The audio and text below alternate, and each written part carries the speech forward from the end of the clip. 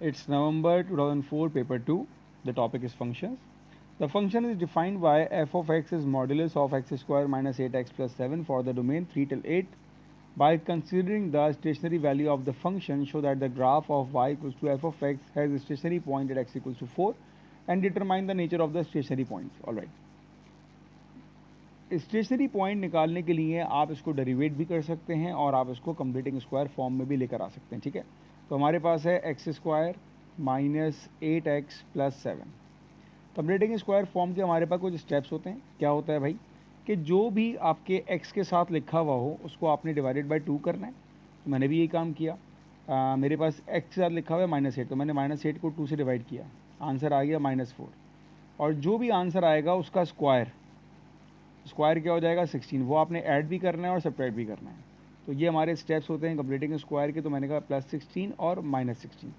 इसके बाद ये बनती है आपकी आइडेंटिटी कि जो मैंने किया है +16 -16, ये इसका स्टेप है कंप्लीटिंग स्क्वायर का, ठीक। आइडेंटिटी कैसे बनाएंगे, अब हम देखेंगे कि यार एक्स स्क्वायर जो है वो किसका स्क्वायर होगा। तो एक्स स्क्वायर स्क्वायर होगा हमारे पास एक्स का। 16 आपके पास किसका स्क्वायर होगा, 16 स्क्वायर होगा आपके पास 4 का। और जो साइन आएगा वो आएगा हमारे पास जो 8 के साथ है, दैट इज़ नेगेटिव साइन। तो ये आपकी बन गई पूरी आइडेंटिटी x-4 का होल स्क्वायर -16 एंड +7। इसको आप सिंप्लीफाई कर लोगे तो 16 में से 10 गया तो 6, 6 + 4, तो ये आएगा आपके पास 9, माइनस का 9। ये आपके पास पहले का आंसर आ गया। आपको यहाँ पे बताना है इसका टर्निंग पॉइंट, ठीक है ना। टर्निंग पॉइंट क्या होगा भाई, सिंपल सी बात है, मैं x की जगह ऐसी क्या वैल्यू प्लेस करूँ कि ये पूरा ब्रैकेट 0 हो जाए। तो जब x मेरे पास 4 होगा तो ये पूरा ब्रैकेट 0 हो जाएगा। और जब x 4 होगा तो y बचेगा क्या मेरे पास, y मेरे पास बचेगा -9। तो आपके पास जो स्टेशनरी पॉइंट आ जाएगा ये आएगा आपके पास 4 and -9। These are the coordinates for stationary point. उसके बाद it says you need to find the nature of this stationary point. Alright, तो नेचर कैसे हमें मालूम होगी, नेचर के लिए हमें इसको सेकंड डेरिवेट करना पड़ेगा। मैं इसको डेरिवेट करूंगा, मेरे पास जो फंक्शन है it's x square -8x plus 7, ये आपका फंक्शन है। आपने इसको डेरिवेट किया, ये आ जाएगा 2x - 8, that is your differentiation dy/dx। और अगर मैं इसको दोबारा डेरिवेट करूं तो ये आएगा मेरे पास 2, right. Now 2 is greater than 0। इसका मतलब क्या हुआ कि हमारे पास जो है it's a minimum valued function. ये इसकी हमारे पास नेचर हो गई कि ये मिनिमम वैल्यूड फंक्शन है। तो ये आपके पास पहले का कंप्लीट आंसर ख़त्म हुआ। For part 2 it says sketch the graph of y equals to f of x। अब हमने यहाँ पर स्केचिंग स्टार्ट करनी है y is equals to f of x की, ठीक है। अच्छा जी, f ऑफ x का जो फंक्शन है हमारे पास वो क्या है, वो हमारे पास है modulus of x square -8x plus 7, जिसको हम ट्रांसफॉर्म कर चुके हैं इस फॉर्म में x-4 होल स्क्वायर -9। तो अब मैंने क्या करना है, मैंने इसका स्केच बनाना है x-4 होल स्क्वायर -9 का। उसके लिए पहले मैं रफली अपने पास ग्रिड पहले बना लूँ बेटा, एक मिनट।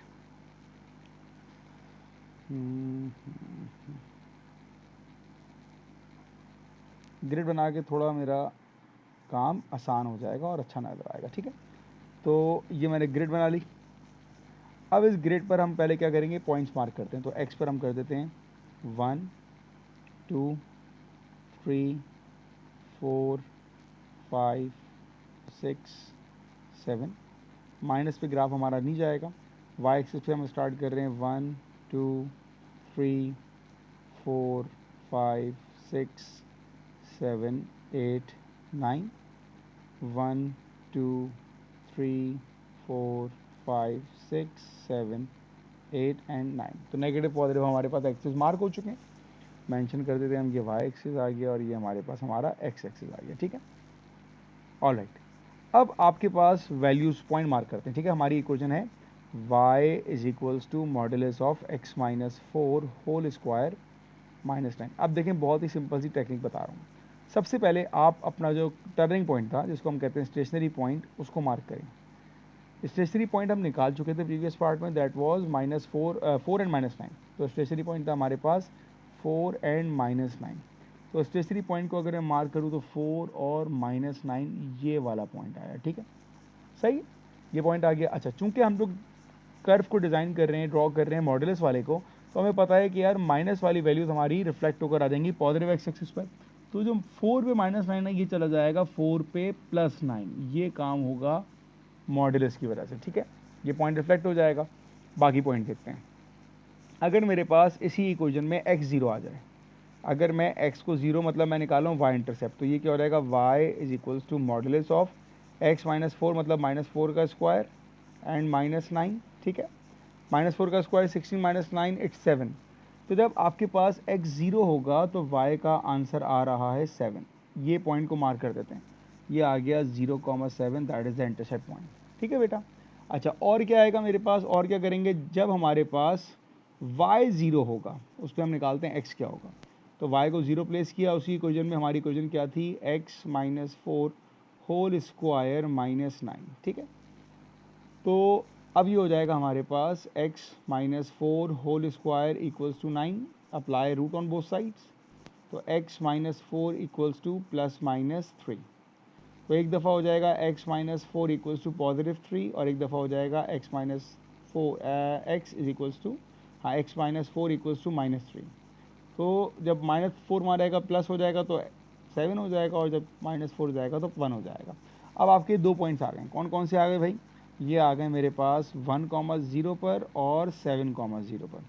तो अब मेरे पास सब चीज़ें आ चुकी हैं जो मुझे कर्व बनाने के लिए चाहिए। अब मैं कर्व कैसे बनाऊंगा, देखें, आपका कर्व स्टार्ट होगा इस वाले पॉइंट से, ठीक है ना, ये जाना चाहिए था किस तरह, इसको नीचे जाना चाहिए था ऐसे करके, ये यूं जाता और यहाँ से ये रिफ्लेक्ट होकर ऐसे जाता, ये यूं जाना चाहिए था, लेकिन मॉडुलस की वजह से ये रिफ्लेक्ट होके अबव दी एक्स एक्सिस आ जाएगा इस तरह करके, ठीक है ना, ये मॉडुलस की वजह से हुआ, यहाँ पर मीट करेगा और ये फिर आगे बढ़ जाएगा, ऐसा आपका कर्व बन रहा होगा, ठीक है ना, क्योंकि अगर मैं इसको भी कंटिन्यू करता तो ये ग्राफ आगे ऐसे कंटिन्यू हो जाता है।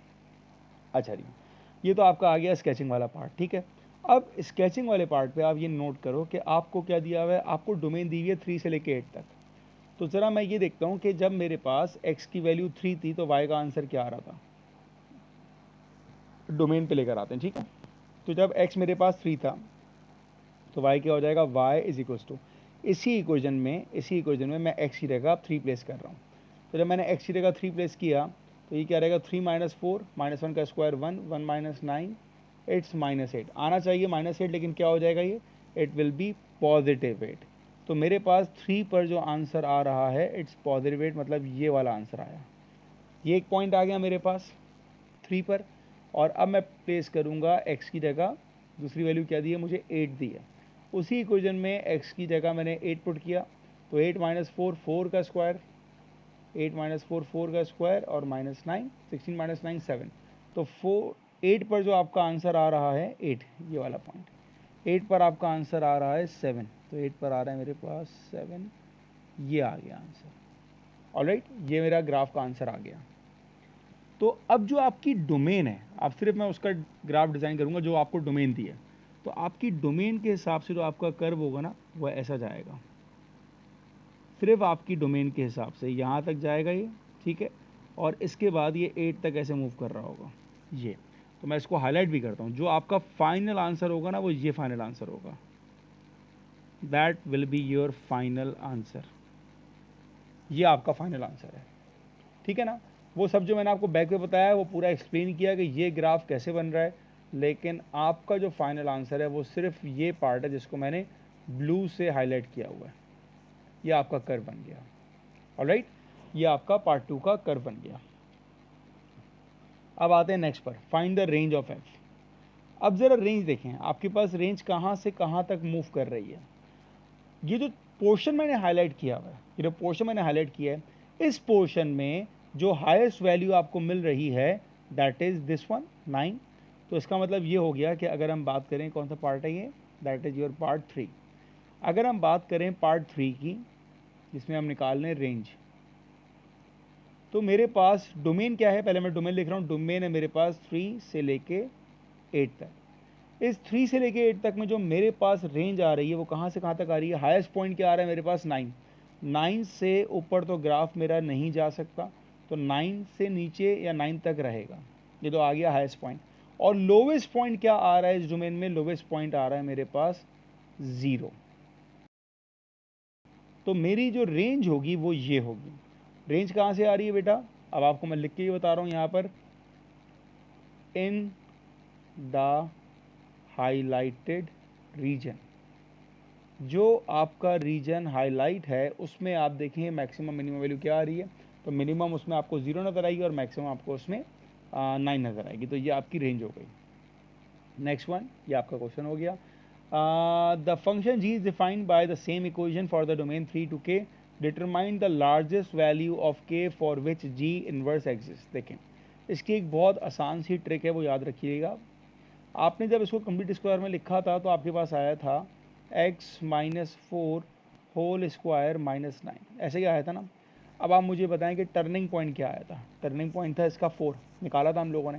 तो हम ये कहेंगे कि x should be greater than, जो आपको दी हुई है 3, ये दिया हुआ है ना, मैं सेम ऐसे ही लिख रहा हूँ, and less than equals to, जहाँ पर k है ना वो 4 आएगा। अब बोलें 4 क्यों आ रहा है?